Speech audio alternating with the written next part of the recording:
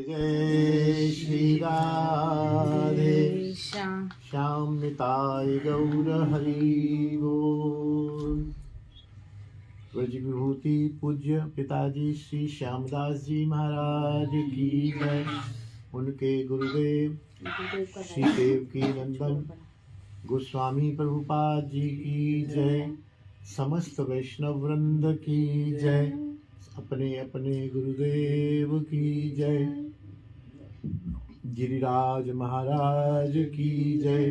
तुलसी महारानी की जय। ब्रजरज रानी की जय। यमुना रस रानी की जय। गुरु स्थान श्रृंगार वट की जय। जय जय श्री राधे श्याम निताय गौर हरि बोल। गुरु गोविंद कृपा से पूज्य पिताजी का जीवन चरित्र का रसास्वादन चल रहा है। कल उनके खानदानी रूप में प्रसिद्ध होने पर एवं लखनऊ से कुछ दवाओं के पेटेंट और उनके खुद के प्रैक्टिस करने के लाइसेंस जाने क्या था, उस पर हमने चर्चा की थी। आज एक पिताजी के मित्रवत ही थे लेकिन आयु में छोटे थे, श्री गोपाल घोष वृंदावन शोध संस्थान में ये लाइब्रेरियन रहे हैं और बहुत अच्छे वैष्णव रहे हैं, बहुत अच्छे, और चिर कुमार ही रहे हैं, विवाह नहीं हुआ। यहाँ रहते थे ब्रह्मकुंड पर, ब्रह्मकुंड की दाईं तरफ रहते थे। मैं भी गया उनके घर, एक दो बार प्रसाद पा के आया। उनका पिताजी से बड़ा प्रेम था और शोध संस्थान में जो भी नवीन उपलब्धि होती थी, कोई ग्रंथ आता था, कुछ आता था, तो पिताजी को बताते थे, आज हकीम जी ये आया, चाचा जी कहते थे पिताजी से। तो उन्होंने कुछ लिखा है, आज उससे ही शुरू करते हैं। प्रिय भाई श्री गिरिराज जी तथा भागवत जी, परम श्रद्धेय चाचा जी श्रीयुत हकीम जी का निकुंज गमन समाचार पाकर हृदय में पीड़ा का अनुभव कर रहा हूँ। आज वृंदावन में श्री चैतन्य संप्रदाय का सुदृढ़ स्तंभ एवं एक उज्जवल ज्योतिष्क का अंतर्धान हो गया। उन्होंने अपने साधन एवं तपोमय जीवन से श्री महाप्रभु के आदर्श को जन जन तक पहुँचाया। आज हम लोगों के मध्य आदर्शित हो गए। राय रामानंद संवाद में कृष्ण भक्ति विरह बिना दुखी नहीं आर, दुख नहीं आर। आपने मुझे 2 माह पूर्व फोन पर बुलाया था, मैं उस समय मिल न सका। इधर 3 सितंबर को मेरी माताजी निकुंज पधारी, उसमें लिप्त रहा। फिर 2 हफ्ते से अवकाश पर हूँ। मेरे घर के सामने और आसपास की गलियों का नवीनीकरण का कार्य चल रहा है। हार्दिक इच्छा रहते हुए आप लोगों से मिल भी नहीं पा रहा हूँ, इससे मैं अनुतप्त हूँ। मैंने आप लोगों के पितामह परम भागवत श्री रघुनाथ दास जी हकीम का दर्शन एवं सानिध्य लाभ किया था। मेरा जन्म बाद में हुआ, दादाजी पहले ही पधार गए थे, मैंने दादाजी के दर्शन नहीं किए। उन्हें बाबा कृपा सिंधु दास जी महाराज तथा अन्य वैष्णवगण भगत जी कहकर संबोधन करते थे। आप लोगों के निवास पर कार्तिक मास में श्री विनोद बनर्जी के पिता श्री गोलोकवासी पंडित रविंद्रनाथ बंदोपाध्याय व्याकरण पुराण तीर्थ भागवत भूषण, जो मेरे पिताजी के अंतरंग मित्र एवं मेरे विद्यागुरु थे, वे दामोदराष्टक श्री सनातन गोस्वामी पाद की टीका तथा विश्वनाथ चक्रवर्ती के गीता भाष्य की मधुर व्याख्या करते थे। उन्हीं के साथ में जाता था और पूज्य दादाजी तथा पूज्य चाचा जी के परिचय एवं सानिध्य में आया उन्हीं के द्वारा। दुकान में दादाजी गुलाबी पकड़ी, अचकन तथा छड़ी के साथ गद्दी पर डेस्क लगाकर बैठते थे। पूज्य चाचा जी उनकी बाईं तरफ अलग बैठते थे। प्रत्येक रोगी की आत्मीयता पूर्ण दृष्टि से चिकित्सा करते थे। उस समय कृष्णदास नामक बंगाली भक्त औषधि खल्लड़ में कूटता था। दवाई चाचा जी स्वयं देते थे तथा एक व्यक्ति और था जो दवाइयों की शीशी पर लेबल लगाता था, संभालता था। मैं भी पूज्य दादी जी के लिए मालिश का तेल लाने जाता था। उस समय वे क्षेत्र सुनसान था। संध्या होते ही अंधेरा हो जाता था। दुकान के बगल में कुंवरपाल शिवलानी सिंधी की कपड़े की दुकान में चोरी हो गई थी। वह दुकान छोड़कर चला गया था। बिहारी जी के पास कपड़ा बेचता था। धीरे धीरे समय ने पलटा खाया। पूज्य चाचा जी के पास डॉक्टर नित्यानंद भैया बैठने लगे। पहले वे बहुत संकोची थे, बाद में उनका मुंह खुला। इधर बसंतीबाई धर्मशाला में वार्षिक सत्संग चलता था। मैं बुधवार के सत्संग में भी आप लोगों के घर आता था। गोपाल चंपू के प्रकाशन के समय मैं उनके निकट सानिध्य में आया और प्रेस कॉपी की मूल प्रतिलिपि से मिलान करता था। फिर चाचा जी देखकर फाइनल प्रूफ पढ़ते थे। वाह, ये बातें तो हमें भी पता नहीं है। डॉक्टर अनंत शर्मा जी मेरे सहपाठी एवं प्रतिवेशी होने के नाते औषधालय के कार्योपरांत प्रेस में समय देते थे। डॉक्टर अनंत शर्मा जी हमारे यहाँ कंपाउंडर थे, अनंत शर्मा, और उनके पड़ोसी थे, गोपाल घोष जी के पड़ोसी थे, मित्र थे। पूज्य बाबा कृष्णदास जी कुसुम सरोवर वाले कभी कभी श्री राधे श्री राधे आप लोगों के घर पर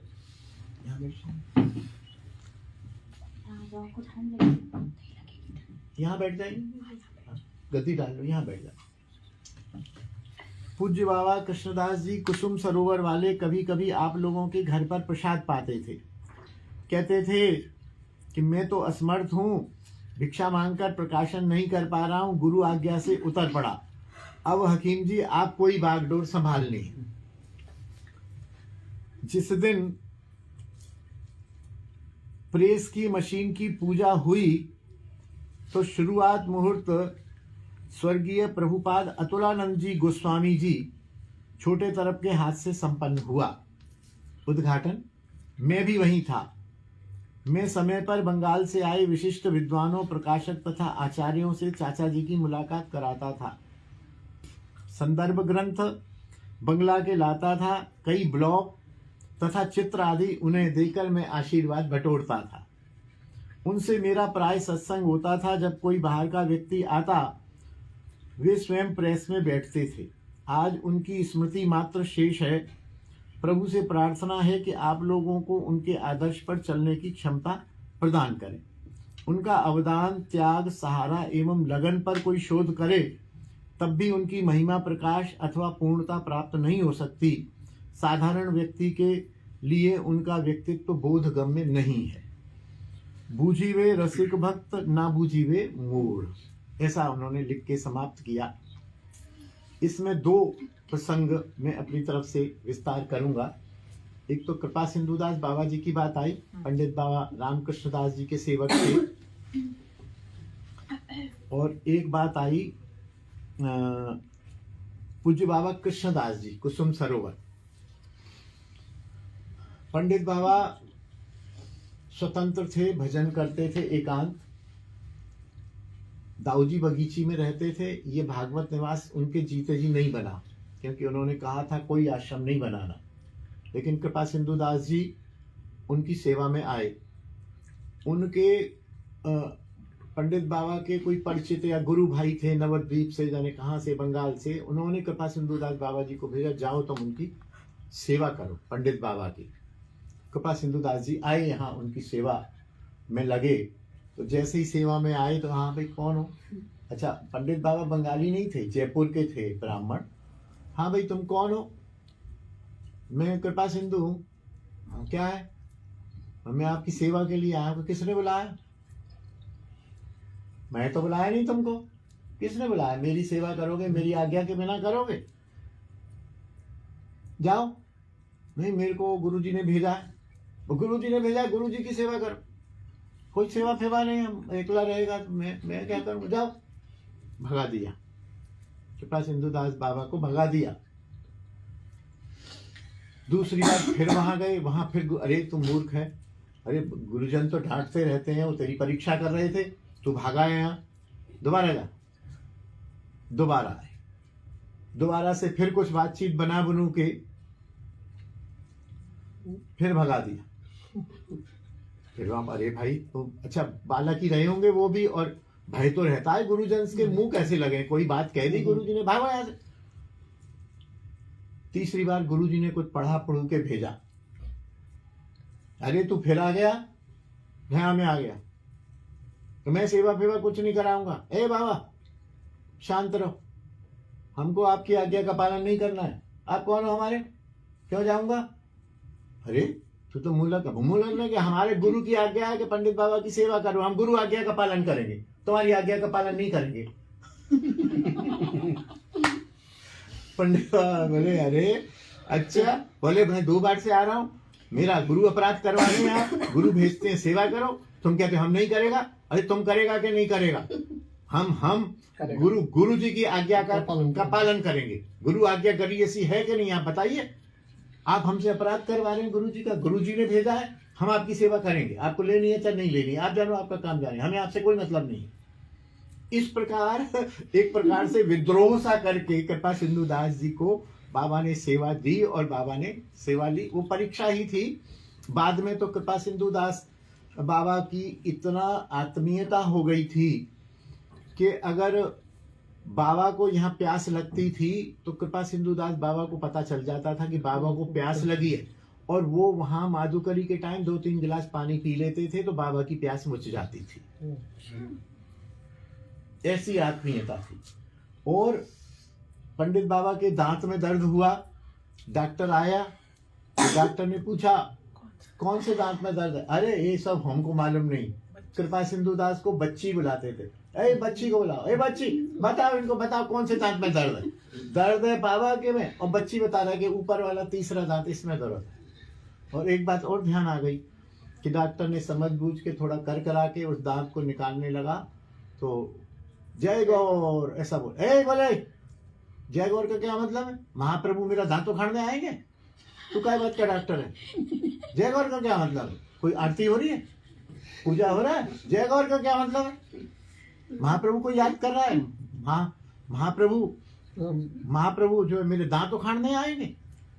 हटो। अरे माफ करो, मैं अब नहीं बोलूंगा। अरे तुम अपनी कला से तुम डॉक्टर हो, तुम क्या बात का डॉक्टर है? महाप्रभु को क्यों याद करता है? ये निष्ठा। अच्छा, और पंडित बाबा के एक करुआ की भी कथा है कि पंडित बाबा का करुआ उस दिन हम लोगों ने दर्शन किया था सबने जाके, वहाँ करुआ विराजमान है। करुआ ही होता था। हाँ, एक करुआ ही था। उसी में शौच से और उसी हाँ, उसी में ही शौच जाते थे, तब उसी करुआ से ठाकुर को स्नान, उसी करुआ से अपने पीने का पानी, उसी करुआ से जल से धो देना, और उसी करुआ को ही प्रयोग किया जीवन भर। दूसरा करुआ या बर्तन ही नहीं लिया। कभी खिचड़ी खानी है तो उसी में डलवा ली, खा लिया, और उसको धो के फिर पानी पी लिया। तो उनके पास शाम को कुछ विद्वान इकट्ठा होते थे सत्संग के लिए, क्योंकि 3-4 बजे तक तो गुफा में अपने भजन में रहते थे। कुछ विद्वान आते थे। तो एक दिन विद्वानों ने पूछा कि बाबा देखो, आप तो विद्वान हो और नियम विधि निषेध के पालन करने वाले हो, कोई करुआ से तो तुम ठाकुर को नहला देते हो, उसी से तुम पानी पी लेते हो, उसी को तुम शौच ले जाते हो, उसी में खिचड़ी खा लेते हो, और मिट्टी का है बाबा, मिट्टी तो एक बार प्रयोग करने से अशुद्ध हो जाती है, ये नियम है। मिट्टी की प्याली या मिट्टी का कोई भी बर्तन हो, वो यदि जूठा हो गया तो फेंकना ही है, वो धुल के साफ नहीं होता। बोले मिट्टी का करुआ।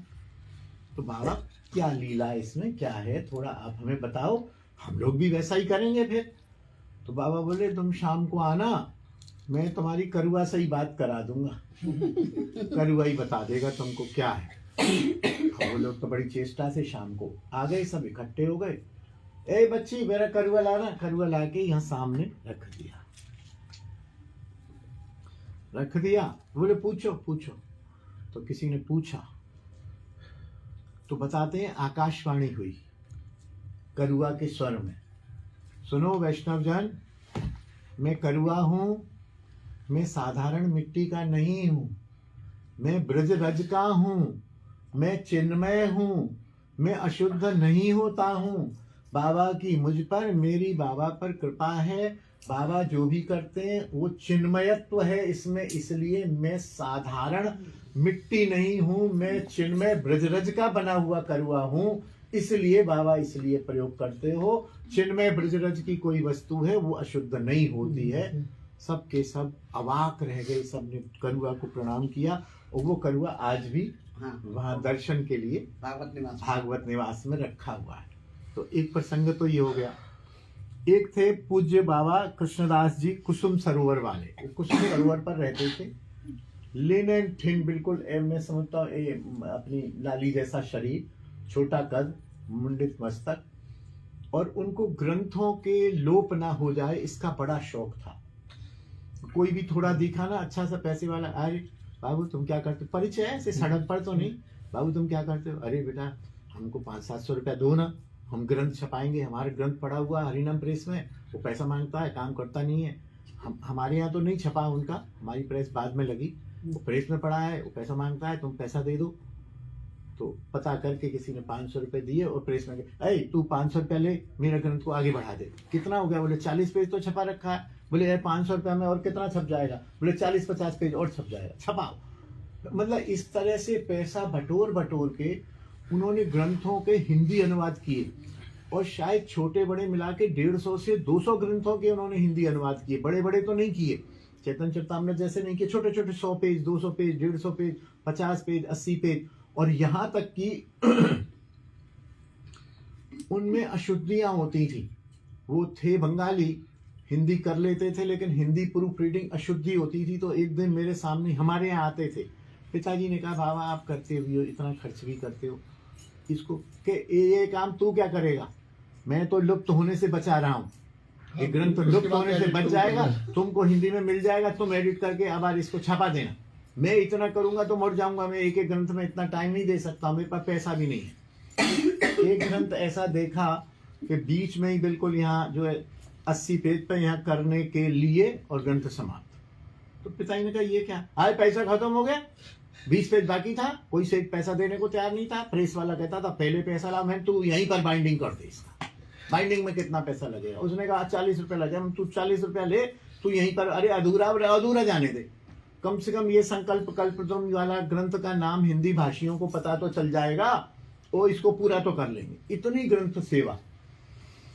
और अपने ऊपर ये कि एक दिन आए, इन सर्दी के दिन में, हम प्रेस और घर हमारा आमने सामने है, तो बाहर जैसे प्राचीन शैली होती थी, अब तो हम लोग सभ्य हो गए, थोड़े बड़े आदमी हो गए, नहीं तो पहले तो खटिया डाली, अपना फोल्डिंग पलंग डाला, और हम लोग पिताजी माताजी हम लोग अपने वहीं बैठ के मूली खाते थे, जैसे यहाँ खाते हैं, तो बैठे रहते। तो एक दिन आए और हकीम जी कहाँ है, पिताजी अंदर कमरे में कुछ कर रहे थे।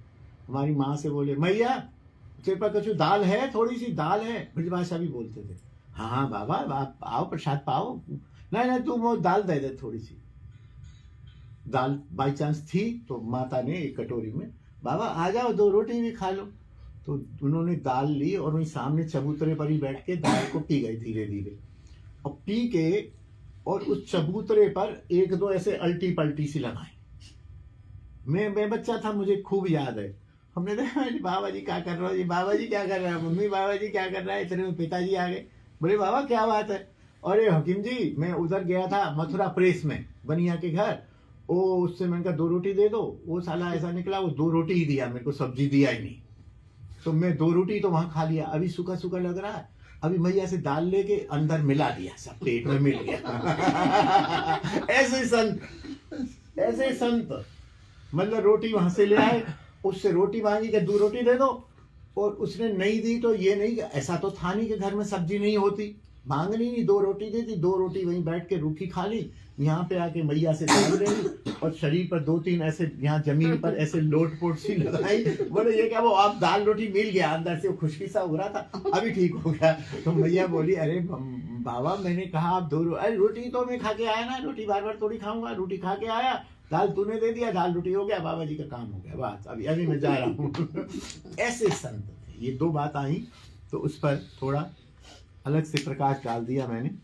इस पैराग्राफ में लास्ट में आपने कुछ पढ़ा था लाइन, बूझीवे रसिक भक्त ना बूझीवे मूढ़। मतलब आपकी लीला को, भगवान की लीला को, चैतन्य चरितामृत में लिखा हुआ कि जो रसिक भक्त होंगे वही समझ पाएंगे, जो मूढ़ लोग हैं वो नहीं समझ पाएंगे। बूझीवे माने समझ पाएंगे, रसिक भक्त और मूढ़। अब आ रहा है ब्रज 84 कोस परिक्रमा का चमत्कार। उन्हीं दिनों गोकुल के वल्लभ संप्रदायाचार्य के द्वारा ब्रज 84 कोस परिक्रमा जानी थी। श्याम के बड़े मामा श्री नेताराम, मलिक चमनलाल जो वृंदावन साथ आए थे पिताजी के साथ, मैं कह रहा हूं ना 20 लोग थे, तो मलिक चमनलाल, भक्त रूपचंद खट्टर, सब उस परिक्रमा में जाने को तैयार हुए। श्याम की माता सीता देवी ने भी अपने भाई का साथ देखकर जाने का संकल्प लिया और श्याम के पिताजी से आज्ञा मांगी। पिताजी ने हमारी दादी को, हमारी माँ को प्रसन्नचित्त से स्वीकृति दे दी। वे बोले कि मैं भी चलूंगा। श्याम की माता और मामा जी दुविधा में पड़ गए। बोले आप 100 कदम तो चल नहीं सकते हो, परिक्रमा कैसे करोगे, फिर हमारा भी मजा बिगड़ेगा। आपकी तीमारदारी देखभाल करेंगे कि दर्शन पर्शन करेंगे। पिताजी ने श्याम से परामर्श किया और बोले श्याम, तुम तो जानते हो कि सन 1942 से मैं वृंदावन आने को जब तैयार होता हूँ, तब रास्ते में जितनी बार वृंदावन के लिए आने लगा, तभी इन टांगों ने मुझे लाचार कर दिया और अंततः तू गोदी में उठाकर ही मुझे यहाँ लाया है। इन टांगों से मैं वृंदावन नहीं आया। मुझे विश्वास है ब्रज परिक्रमा से ही मेरे अपराध दूर होंगे और मैं परिक्रमा में जाकर कृतार्थ होऊंगा।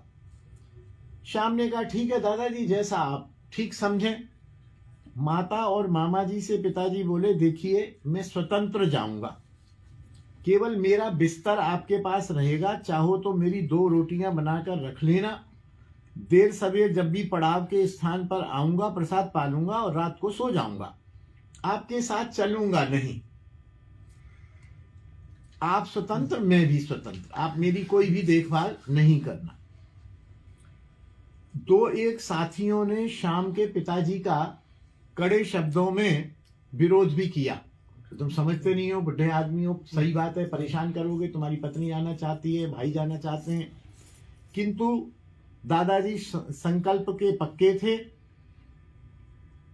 और वे ब्रज परिक्रमा में गए। परिक्रमा में उन्होंने किसी भी प्रकार की गाड़ी, रिक्शा, टांगे आदि का सहारा नहीं लिया। ऐसा भी होता था पैदल के साथ साथ कुछ टांगे रिक्शा होते थे कि कोई नहीं चल पा रहा है तो चलो भी आगे से आप टांगे में बैठ जाओ। जिन्होंने रोका था कड़ाई से, बाद में जो लिखा, उनका नाम नहीं लिखा पिताजी ने, वे रास्ते में बीमार होकर लौट आए, परिक्रमा पूरी न कर सके। किंतु श्याम के पिताजी पूरी परिक्रमा पैदल कर आए।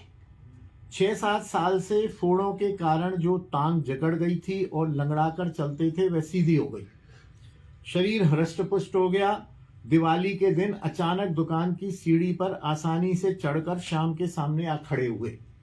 श्याम के हर्ष की सीमा न रही। पिताजी बोले श्याम देख, मैं स्वस्थ हूं, मैं कहीं रुका भी नहीं, कहीं टांगे पर भी नहीं चढ़ा।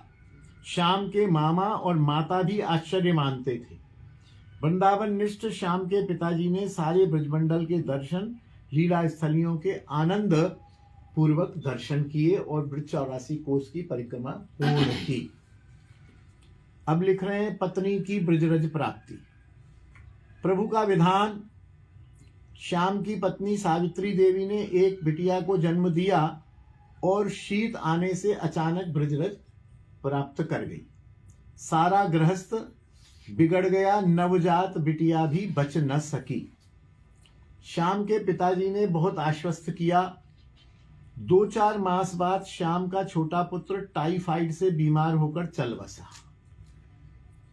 बड़ा पुत्र नित्यानंद भी उसी ज्वर से उस समय बीमार पड़ गया। अत्यंत चिंता में सारा परिवार शोकाकुल हो गया। चाचा लोग शोक अभिव्यक्त करने आए। सब कहें श्याम, वृंदावन कोई रहने की जगह नहीं है, यह तीर्थ स्थान है, आओ दर्शन करो और जाओ। यहाँ व्यापार भी नहीं है, तुम्हारे साथ इतना बड़ा परिवार है, इसका मतलब तुम फरीदाबाद और वल्लभगढ़ चलो। कोई कहे यह मकान तुमको नहीं फला, कोई कहे तुमको यह दुकान नहीं फली। पिताजी कह रहे हैं कि रोजी धंधे में तो कमी नहीं थी, पर्याप्त आवश्यकता अनुसार धन प्राप्त हो रहा था, परंतु मन भ्रमित हो गया श्याम का, क्योंकि 3 लोग चले गए साल 1.5 साल में। पिताजी से मन की बात कहता, चर्चा करता कभी खाली बैठने पर, पिताजी ये कैसे है, यहाँ वास्तव में ये तो तीर्थ स्थान है, आना चाहिए और जाना चाहिए। आज तो फिर ये शहर बन गया। आप समझिए 1948-49 की बातें हैं, 50 साल 60 साल पहले, क्यों 50 की भी बात हो तो 50 और 24 74 साल पुरानी बात है। वास्तव में हमने तो इस रोड को देखा है, छठीकरा को, कि पगडंडी जैसा होता था। हम जब दिल्ली जाते थे, यदि सूर्योदय होने तक हम यदि यहाँ पहुंच गए छठीकरा, तो हम इस रोड पे आते थे, नहीं तो हम मथुरा से वृंदावन आते थे, क्योंकि यहाँ पर गाड़ियां लुट जाती थी। यहाँ एक गोपालगढ़ गांव था जहाँ पर आज वो बन गया है, स्वामी गोविंदानंद जी ने आश्रम बना दिया, और वो सब जो भी चोर थे उन सबको काम फाम खेत वेत में लगा के अपनी शक्ति से बंद कर दिया, मशहूर था। और एक बार मतलब हमारे मित्र थे, उनको लूटने की कोशिश भी करी, तो उन्होंने ब्रजभाषा में दिया, आवाज दी, बोले साले मेरे को ही लूटोगे, मैं ब्रजवासी हूँ, मुझे मालूम है तुम गोपालगढ़िया हो, साले एक एक को भून दूंगा, ऐसा कर दूंगा। तब वो भाग गए। तब भी फिर वो पीछे से लौटा के मथुरा से ही आए, नहीं तो यहाँ लुट जाती थी और रोड तो थी ही नहीं। और यहाँ की बात नहीं, हम बन महाराज में पढ़ते थे जब इस्कॉन के सामने, तो साइकिल लेके दोपहर में हम, अकेला बच्चा नहीं जा सकता था, बच्चे से साइकिल खींच लेते थे। हम जब स्कूल से छुट्टी होती थी तो 3-4-5 लड़के और 3-4-5 लड़कियां गुट बना के निकलते थे। अगर अकेला कहीं कोई इमरजेंसी हो गई तो इसको कॉलेज से प्यून जाता था किसी बिटिया को छोड़ने, या कोई विद्यार्थी जाता था उसको घर तक छोड़ने, या लड़का भी अकेला नहीं जाता था। इतनी स्थिति थी। और लोई बाजार वगैरह में तो बड़ी शांति थी। तो पिताजी कहते थे कि भाई बात तो सही है पिताजी, तो वे पूछते कि तुम अपने चाचाओं से पूछो, फरीदाबाद बल्लभगढ़ में क्या जवान मौतें नहीं होती हैं? क्या बल्लभगढ़ में जच्चा बच्चा नहीं मरते हैं? कौन सा घर है जहां कोई मृत्यु न होती हो? समय पर तो मरते ही हैं, जवान भी मरते हैं, बच्चे भी मरते हैं, सब शहरों में मरते हैं, सब जगह मरते हैं। तुम क्यों घबराते हो? तुम क्यों घबराते हो? तुम श्री जी के आश्रित रहो। जो चले गए वे बहुत भाग्यशाली थे। तो पिताजी बोले क्या भाग्यशाली थे? वो पत्नी मेरी बच्ची को जन्म दे के मर गई, बच्ची भी मर गई, वो मर गई, बड़ा एक बेटा मर गया। बोले वो भाग्यशाली थे, उन्होंने ब्रजरज प्राप्त की है, उन्होंने अपना शरीर ब्रज में छोड़ा है, मौत को कोई कभी नहीं रोक सकता। पिताजी के वचन श्याम को आश्वस्त कर देते, लेकिन उस समय तक श्याम में उतनी ब्रजनिष्ठा बुद्धि नहीं थी, इतना ज्ञान विज्ञान भी नहीं था। एक दिन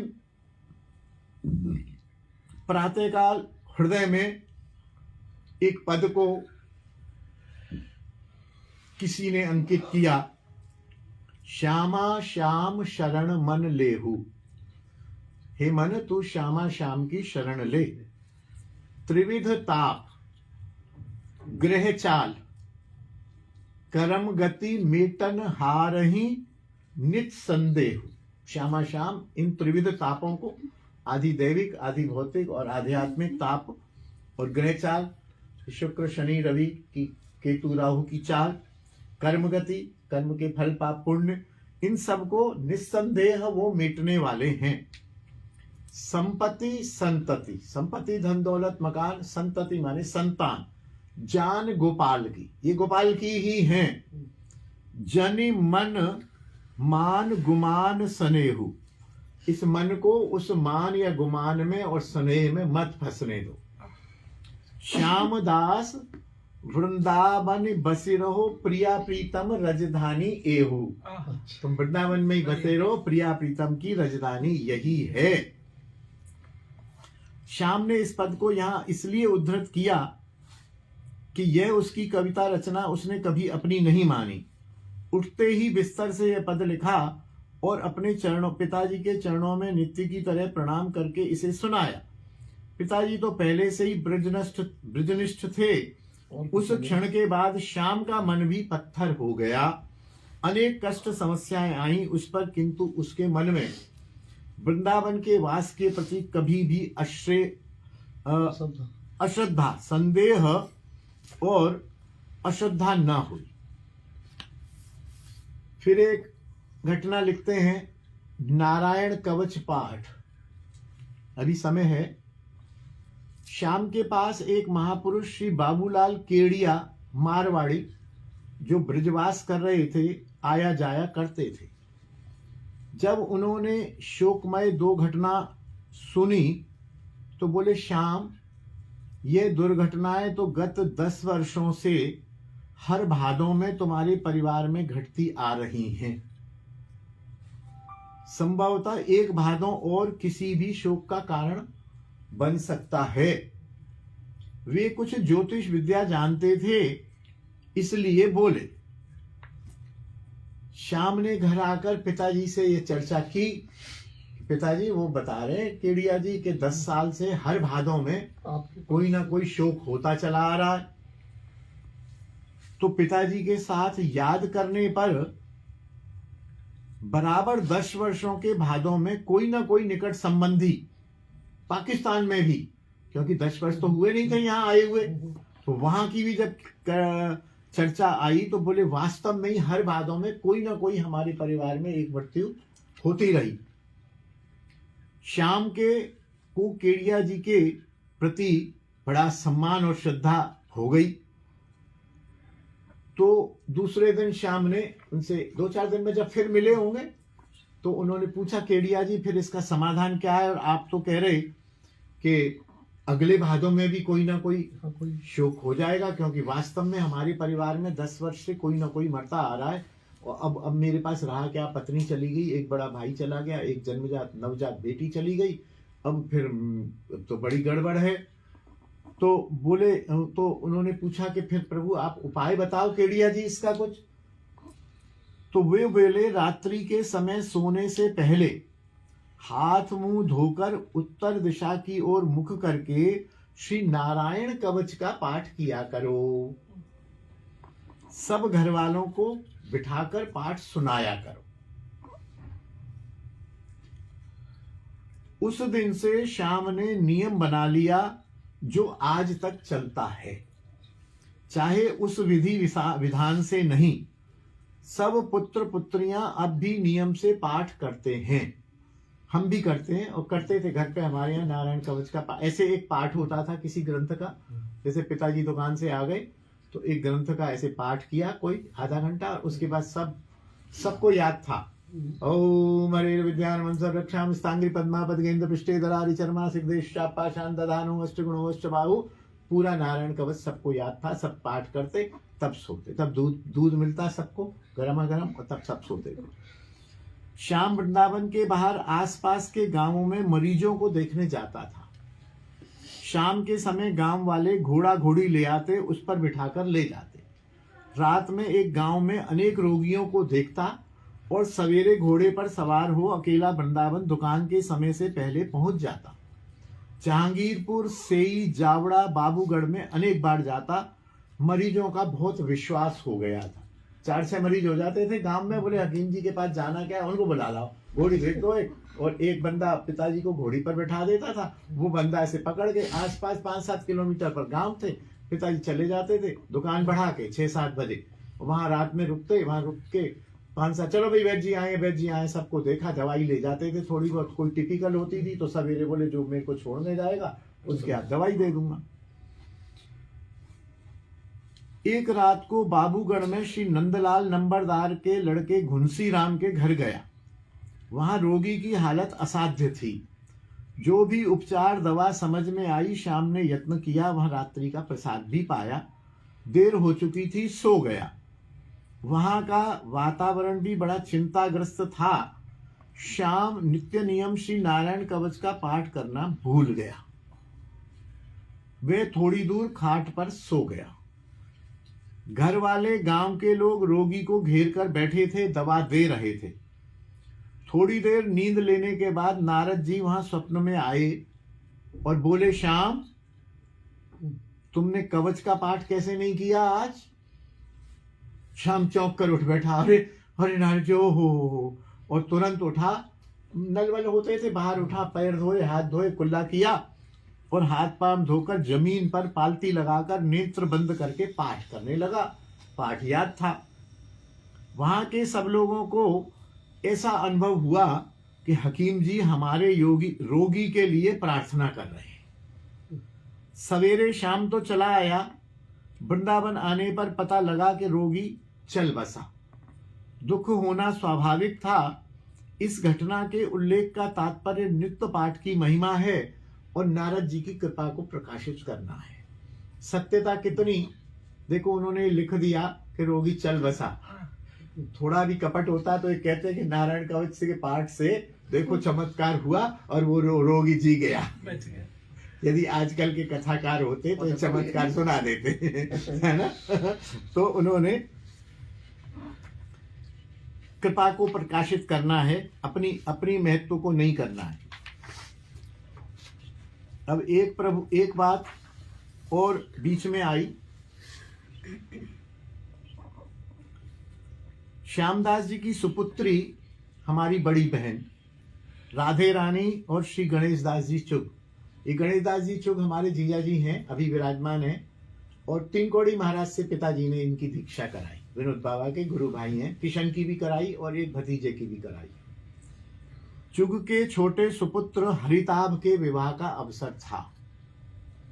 सभी परिवार ने विवाह में दिल्ली जाना था। हम लोगों ने, पिताजी का मन तो था, लेकिन क्योंकि सारा परिवार जा रहा था, ठाकुर सेवा कैसे होगी, अतः आपने मना कर दिया, मैं नहीं जाऊंगा, ठाकुर जी हैं, ठाकुर की सेवा करूंगा, ठाकुर को छोड़ के कैसे चलें। परिवार से टुकड़े टुकड़े में लोग जा रहे थे, कुछ लोग जा चुके थे। अंतिम खेप कल प्रातः जानी थी। पिताजी को यहीं रहना था। हमारा मन भी बिल्कुल नहीं मान रहा था कि पिताजी को अकेला छोड़ने हेतु। यद्यपि घर में रहने के लिए परिवारी मित्र व कर्मचारी आदि की समुचित व्यवस्था थी, पिताजी एकमात्र अकेले नहीं थे। फिर भी मन में यह इच्छा थी कि पिताजी भी चलें तो अच्छा रहेगा। संध्या समय पिताजी ठाकुर जी की शयन कराने हेतु प्रभु मंदिर में गए। आंख मूंदी तो सेवा में विराजमान हनुमान जी बोल उठे, श्याम क्यों व्यर्थ चिंता करते हो, मैं हूं ना, मैं सेवा कर दूंगा, तुम विवाह में जाओ। स्पष्ट पिताजी ने सुना। उन्होंने आंखें खोली तो मन चमत्कृत हो गया। मंदिर से बाहर आए तो मैं भी असमंजस में था, तो मैं और पिताजी ही रह गए थे। मुझे ध्यान है, मैंने और पिताजी ने जाना था और पिताजी ने नहीं जाना था, मैं नहीं जाना था, क्योंकि पिताजी को भी अकेला नहीं छोड़ना है। तो मैंने भी जाना था और मैंने ये प्लान किया था कि मैं ऐसे 2-3 बजे जाऊंगा यहाँ से, रात्रि में विवाह अटेंड करूंगा, विवाह अटेंड करके 3-4 बजे वहां से लौट के या 6 बजे तक आ जाऊंगा, जिससे पिताजी भी अकेले ना रहें और मैं भी, प्रेस का भी दायित्व होता था, मैं भी फटफट आ जाऊंगा और मेरे साथ में गाड़ी से जाऊंगा। तो जो 1-2 लोगों का मन भर गया होगा, जो 2-4-5 दिन से गए हुए, उनको भी गाड़ी में बैठा था लाऊंगा। तो मैं ऐसे प्लानिंग में था। तो मेरे से बोले, गिरिराज मैं भी चलूंगा तुम्हारे साथ, सब लोग होंगे, मैं नहीं होऊंगा तो बिटिया राधे बहुत दुखी होएगी। और इस बार ठाकुर को बिना शयन कराए आप दिल्ली चले। शयन नहीं कराए, हनुमान जी ने कह दिया मैं करूंगा। हमें ये रहस्य न पता चला न बताया। आज उनकी आत्मकथा में यह प्रसंग पढ़कर सारा रहस्य उजागर हुआ। ये बताया भी नहीं, बोले मैं चलूंगा तुम्हारे साथ। मुझको नहीं बताया कि हनुमान जी ने कहा है, उन्होंने कहीं लिखा होगा तो उसको मैंने यहाँ पॉइंट आउट कर दिया है। चिकित्सा काल की अनेक घटनाएं ऐसी घटी कि उनका उल्लेख या संकेत केवल भगवत कृपा के प्रति कृतज्ञता ही समझना होगा। एक रोगी को कार्बंकल फोड़ा बिना ऑपरेशन ठीक करने पर डॉक्टर बर्चर्ड, CFC वाली, 2 नर्सों के साथ शाम से मिलने आई कि ऐसा यूनानी हकीम कौन है, क्योंकि उसने मरीज को एडमिट होकर ऑपरेशन करने को कहा था। मरीज डरपोक था, उसने ऑपरेशन नहीं कराया। जब ठीक हो गया तो वह संदिग्ध अवस्था में, पता नहीं ठीक हुआ हूं कि नहीं हुआ हूं, वह डॉक्टर बड़चड़ को दिखाने गया और वह आश्चर्यचकित रह गई। तभी वह शाम को दुकान पर देखने आई। यह कहीं डॉक्टर, वही डॉक्टर बड़चड़ थी जिसने शाम के पिताजी को 19 दिन अस्पताल में रखा था और निराश होकर घर जाने को कहा था। ऐसे ही एक जावड़ा का चिरंजी लाल नवयुवक जिसको जलोदर का रोग था, 3 बार उसी डॉक्टर ने पानी निकलवा चुका था, परंतु सफलता न मिली। प्रभु कृपा से शाम के द्वारा वह बिल्कुल स्वस्थ हुआ। उसका विवाह हुआ, अब भी बाल बच्चों सहित वह कुशल से है। ये पिताजी ने लिखा। फिर आगे लिखा है, नित्यानंद प्रभु ने डांटा। पिताजी लिखते हैं, एक दिन नित्यानंद प्रभु ने स्वप्न दिया, क्यों श्याम, तुमने अनेकों ग्रंथ लिखे छपाए, मेरा कोई ग्रंथ नहीं छपाया, मेरा गुणगान नहीं किया तुमने, जबकि तुम मेरे परिवार से हो। भाई नित्यानंद के वंशजी तो हैं हमारे गुरुदेव श्रृंगार भट्ट। मैंने कहा, प्रभु श्री चैतन्य चरितामृत, श्री चैतन्य भागवत आदि अनेक ग्रंथों में आपकी समस्त लीलाओं का विस्तरशा वर्णन है। आपने स्वयं मुझसे कराया है, मैंने किया है, किसी को कट शॉर्ट तो नहीं किया। नहीं नहीं, मेरी एक अलग पुस्तक की रचना करो। और स्वप्न टूट गया। हाथ में जो ग्रंथ चल रहा था वह शेष हो गया 10-5 दिन में, और अगले ग्रंथ का लेखन अनुवाद प्रारंभ करने का बहुत प्रयास करने पर भी अनेक घंटों तक एक भी लाइन न लिख पाता, लिख ही नहीं पाए। रात्रि में पुनः स्वप्न आया, अरे श्याम, तूने फिर दूसरी पुस्तक लिखना शुरू कर दिया। पहले मेरी लीला कथा लिख, तेरे को बोला तो समझ नहीं आया, अभी कोई और ग्रंथ नहीं लिखना। हड़बड़ाकर नींद खुली। सोचा, श्रीमन नित्यानंद प्रभु के विषय में ग्रंथ आदि से सामग्री एकत्र करके अब पहले निताई चांद का ही लीला ग्रंथ लिखूंगा, तब कोई और ग्रंथ शुरू करूंगा। लेकिन चिंता ये थी कि नित्यानंद प्रभु के बारे में जो चैतन्य भागवत और चैतन्य चरितामृत में वो तो लिख ही चुका हूं, अब उसमें से लेके अलग रिपीटेशन करने की तो कोई बात नहीं है। कोई नई वस्तु, नई कथा, नया रहस्य पल मिले, पता चले तो मैं उसको लिखूं। तो इस तलाश में थे कि किसी बाबा से, किसी संत से नित्यानंद प्रभु की वो लीलाएं सुनी जाए जो चैतन्य भागवत में ना हो, या पता चले या कोई ग्रंथ मिले। तो कह रहे हैं 2-3 दिन ही हुए थे कि एक बाबा बंगला में छपा हुआ श्री नित्यानंद चरितामृत की प्रतियां लेकर मेरे पास आ गया। अपने आप भेज दिया और कहा कि मैं आपको भेंट देने आया हूं, यह आपके काम की चीज है। और लिखा है कि बाबा नितांत अपरिचित थे, मैं नहीं जानता था। मैंने ग्रंथों को माथे से लगाया और आश्चर्य की बात कि सारी की सारी नई सामग्री मुझे एक ही स्थान पर उपलब्ध हो गई। अनुवाद किया और कुछ इधर उधर से संकलन करके शीघ्र निताई चांद नामक ग्रंथ प्रकाशित हुआ। उसके पश्चात ही आगामी ग्रंथ संपादन के लिए हाथ में लिया। ऐसी निताई चांद की साक्षात करुणा। आगे आया होगा इसका क्या हुआ कि निताई चांद का ग्रंथ छपा। अभी तक पिताजी जो भी ग्रंथ करते थे वो प्रामाणिक ही करते थे। चैतन्य चरितामृत, चैतन्य भागवत, बृहद भागवतामृत, गोपाल चंपू, उज्ज्वल नीलमणि, ये उनका पहला ग्रंथ था जो संकलित था।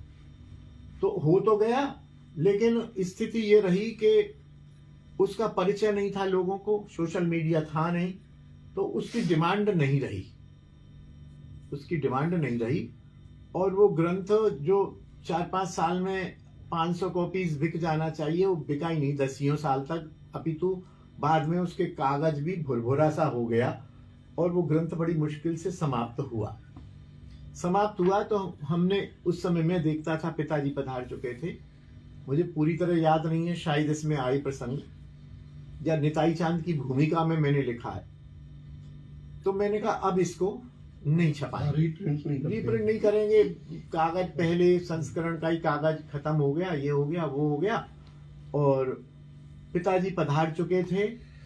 और हाँ, याद आया, जुलाई में ये ग्रंथ छपा, ये वाला। इस ग्रंथ को छपाने में भी, क्योंकि मैं हट गया था प्रेस से, किशन पर एकदम व्यवस्था आ पड़ी थी। वो पूर्ण समझदार है, अब भी, पहले भी था, लेकिन 2 से 1 हो गए तो आधा हो गया। तो इस ग्रंथ के छपने में भी हम चाहते थे, पिताजी का ग्रंथ है, अच्छा छपे। तो आप समझो कि नवंबर में पिताजी पधारे हैं, तो ये जुलाई में बड़ी मुश्किल से ये ग्रंथ तैयार हो पाया, चेष्टा कर करके, अरे करो इसको, देखो ऐसा करो, छपाओ, बाइंडिंग करो, कवर करो भाई, करो भाई करो।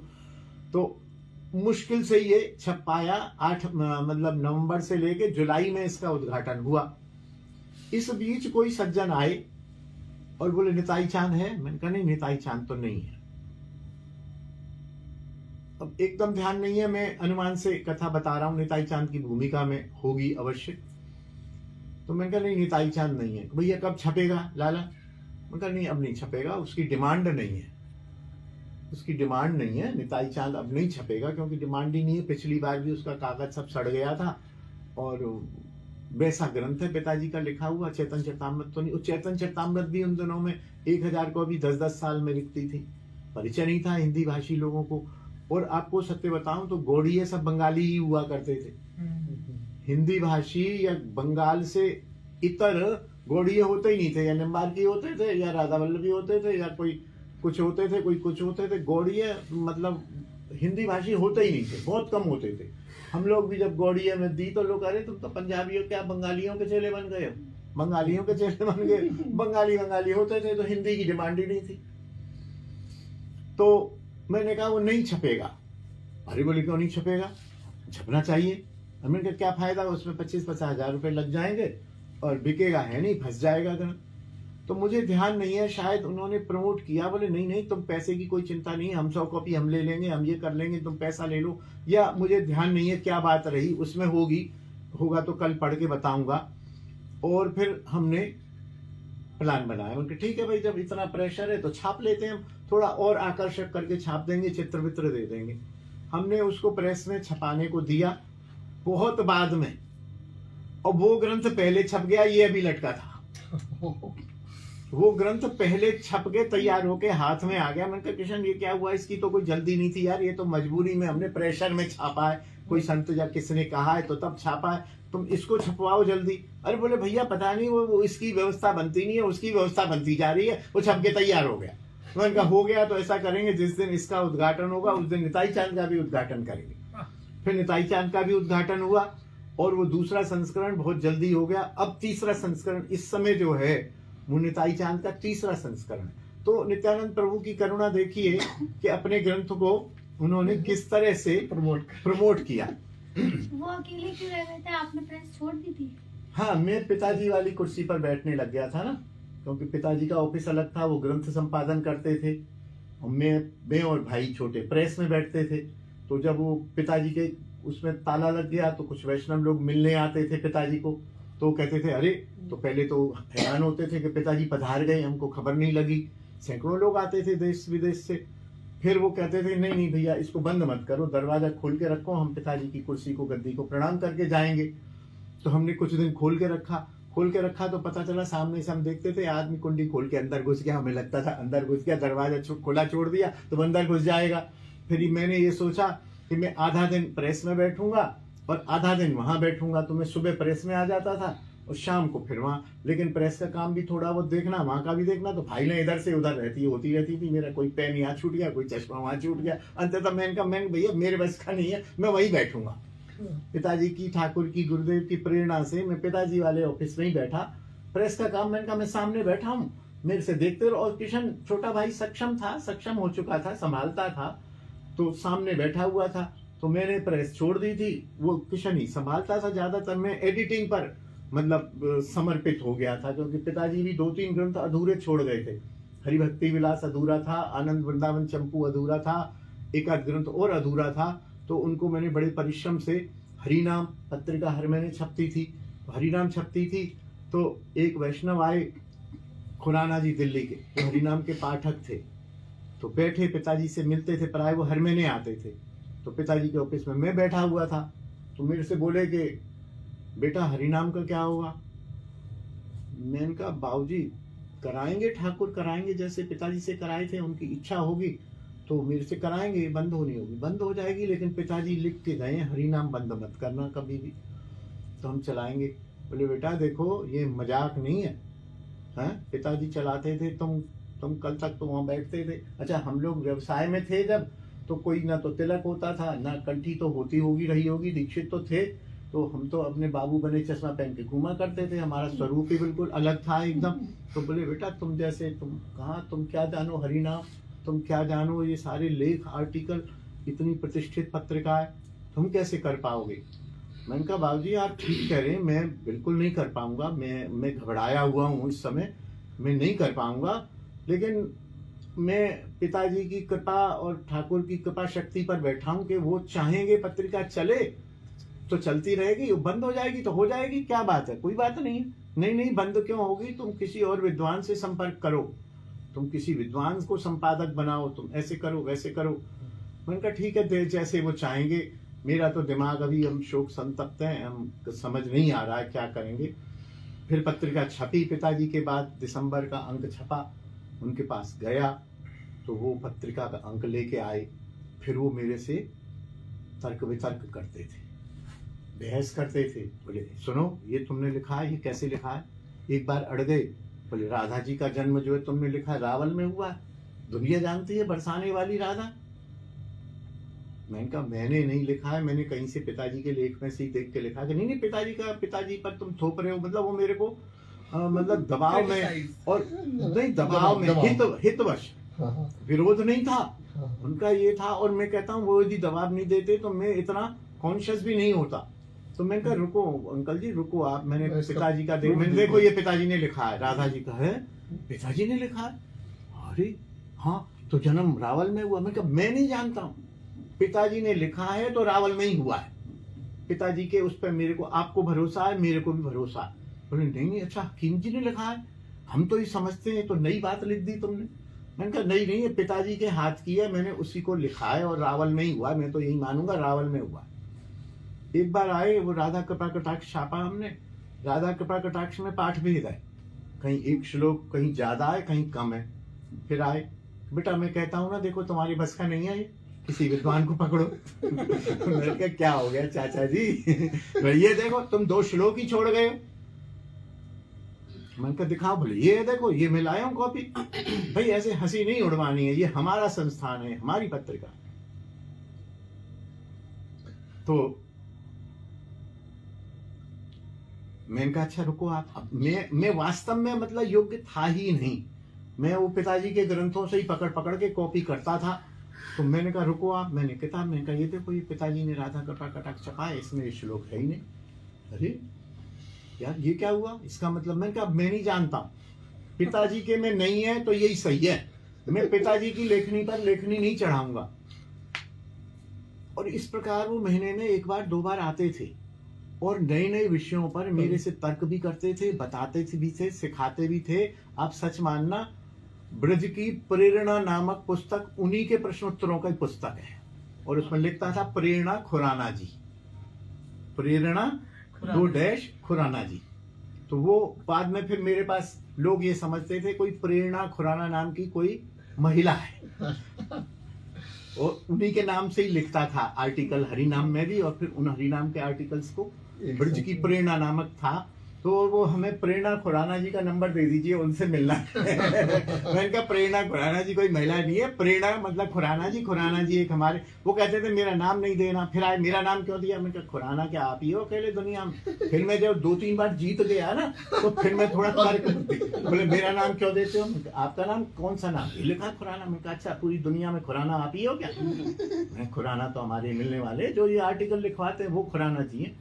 कि तू यार फिर मैं उनसे मजाक करता है, मैंने कहा खुराना जी मैं पिताजी की कुर्सी पर बैठा हूँ, कुछ तो फर्क पड़ेगा पिताजी की कुर्सी का कि नहीं पड़ेगा, आप मेरे को मत देखो, मेरे अंदर पिताजी की कुर्सी की शक्ति है, राधा रानी की शक्ति है, पिताजी से भी उन्होंने कराया। ठीक है मैं योग्य बिल्कुल भी नहीं हूँ, कोई साधन नहीं है, कोई भजन नहीं है, लेकिन एक आसन का तो फर्क होता है। बोले नहीं नहीं बेटा ठीक है बिल्कुल करो। अब मुझे भरोसा हो गया कि अब हरिनाम में कोई गड़बड़ी नहीं होगी। बेटा फिर भी हो तो आप मुझे बताइए, मेरे को लाभ होता है इससे।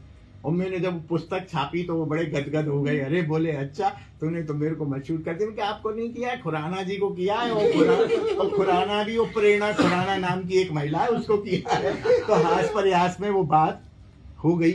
मेरे अनुमान से समय हो गया अधिक। तो संस्करण, तीसरा संस्करण से मतलब क्या? तीसरा का मतलब एक बार छपी बिक गई, फिर दोबारा छपी बिक गई, तीसरी बार छपी। तो उसमें कुछ प्रूफ रीडिंग या एडिटिंग चलती रहती है? हाँ एडिटिंग तो होती है, अब आजकल नहीं होती क्योंकि आजकल जो हम करते हैं ना ये पूरा कंप्यूटर में सेव रहता है, तो वहीं से निकाला और छाप दिया।